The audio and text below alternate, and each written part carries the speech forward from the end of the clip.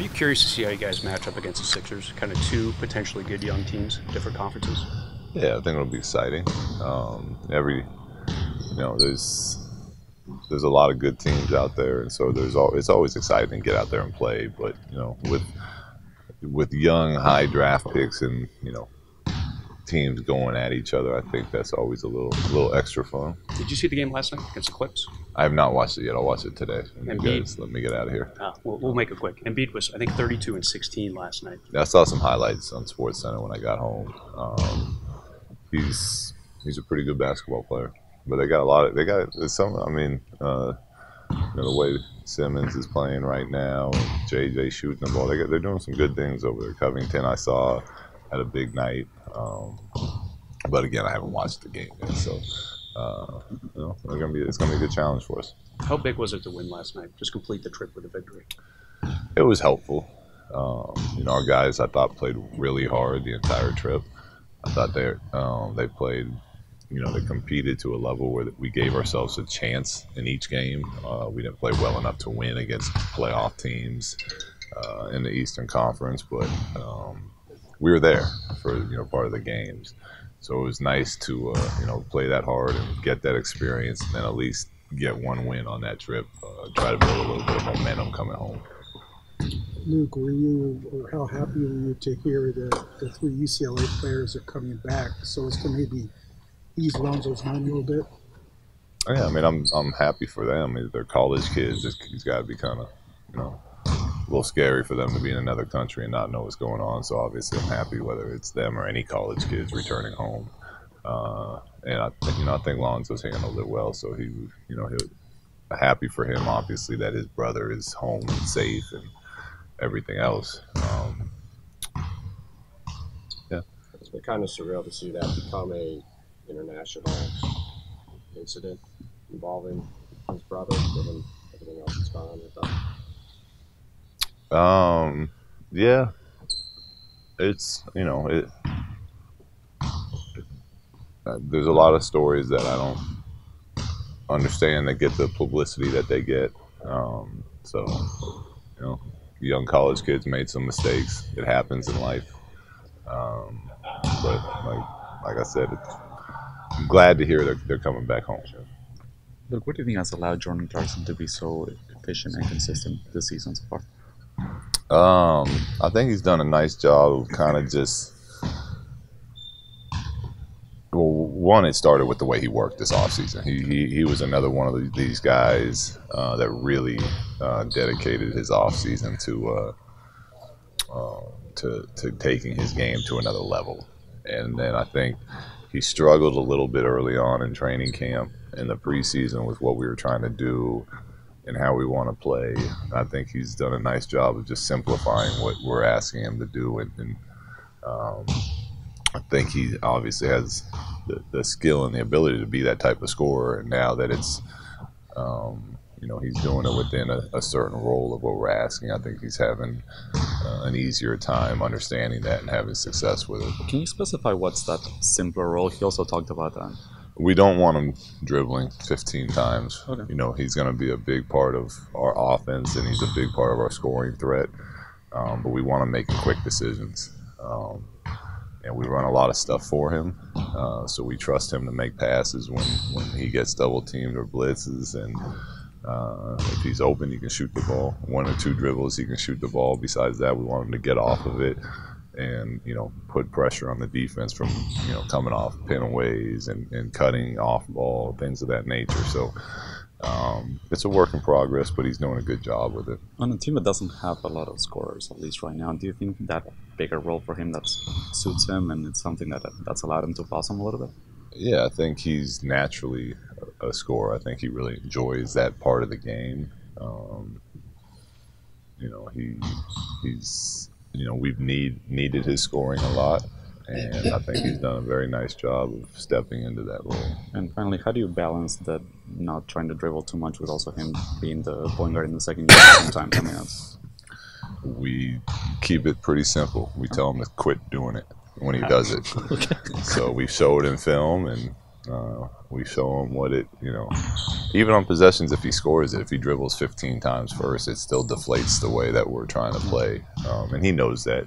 And I just think he's very confident in his ability. So it's not like the possessions he does that he's trying to be defiant. He just, he's played a certain way for a while, and it's just like anything else, habit we're trying to change. Is that one area where you can look at Alonso being one of those point guards that doesn't hold the ball a lot? He just can let go of it and still be really effective. Yeah, I mean, I think that's part of why we like Lonzo so much is we expect the way he plays to be contagious, and that's everybody sharing the ball, and we're not there yet. But yeah, he's a point guard that if you're open, no matter what part of the play it is, he's going to give you the ball. And when we get everyone on the team playing the same way, we'll get a lot of good looks. Can you analyze the G League moves we made today? Yeah, we need to get Josh and Zoo, who look great, haven't been able to get any reps, and we need to keep them sharp because we're going to need them at some point this season. And with the way the schedule is right now, getting off this trip, today's practice was pretty much a shoot-around walkthrough type of practice. And we play every other night all the way till Thanksgiving now, so it's not going to be a ton of high-level intensity practice reps out there. And that's kind of what the G League is for or at least our own guys, is being able to get them 30 minutes a night and keep them sharp and let them get the experience of playing professional basketball, even when those opportunities aren't there with the Lakers. Is Vander still with you guys? Vander's still with us. Yeah. What have you thought of just how he's done up here so far? He's been good. He's just, I'm really impressed with the fact he's not trying to force anything, because he's another player who's a natural scorer, and we have not been scoring the ball well. It's why I went to him on this road trip. But the ball hasn't been coming his way in scoring opportunities. So I think he's done a really nice job as far as being a professional and just trying to play the way that we want to play, and that's not hunting shots. So for someone that's been dying to get his opportunity to buy into what we're doing has been impressive. Luke, how unique of a challenge is it to defend Ben Simmons? Oh, say about how unique of a challenge will it be to defend Ben Simmons? I haven't got into Philly yet. Obviously, I've seen Sports Center. I've seen some of their games when I'm watching random basketball at night. But as far as the strategy concerned behind it, I haven't got that deep into it. I will today. What I have seen is he's a very intelligent basketball player. He sees angles. He attacks those. He's big. He's strong. He's unselfish. Even last night I thought he had a layup at the rim late in the game that Sports Center showed that he dropped off.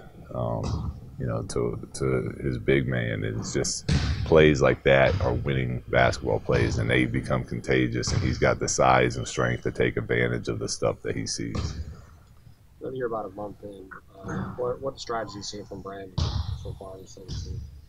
I think he's coming into his own pretty nicely. I think he struggled a little bit early on, preseason type of thing, just because he wanted to show the world how much he's done and how good he's gotten. And then he had a couple nagging injuries that made him get up to a little slow start. He couldn't do all the practice, couldn't do all the running we were doing. So now that he's kind of up and healthy and running and with his guys day in and day out, I think he's done a really nice job of kind of being one of those leaders on the team and slowly getting more comfortable with his skill set out there on the court. You guys haven't been creative shooting free throws so far this season. What's your philosophy as a coach? Just keep working on them in practice. I mean, to me, some of it's a skill thing, and a lot of it for us, I think, is a focus thing, because we do free throws at the end of pretty much every practice, and our guys. We did a free throw competition before the Phoenix game, and the bigs went 12 of 14, and the guards went 13 of 14. So they're able to hit free throws, and they've had nights where they've shot them really well. So for us, I think it's understanding, one, how important they are, and two, really for some of the young guys especially, to take your time when you get up there, and be confident, breathe, relax, and just knock them down. You know what I mean? So I think that'll come with experience, and we're going to keep working on it every day. Are Josh and Ivica traveling with Southern? Yeah. Is that going to be like a game-by-game thing, or do you expect them Well, to they're be on a there for the road trip right So now. you They'll be expect them there. to be Yeah, as long as nothing happens to our guys here, they'll be with the team on this road trip, and then we'll reevaluate it when they get back. You like the way Thomas played with the G League? He was great. He was really good. And, you know, Thomas is great because he just wants to play basketball. I was thinking about bringing him back a game earlier, and he called me and begged me. Obviously, he said, "No disrespect, coach. I'll do whatever you want, but if I'm not going to be playing, is there any way I can stay down here and play with the G League? Because I like playing with them, and it's their home opener." So he's been, he's been great. Just his overall attitude and energy about being around and just wanting to play basketball.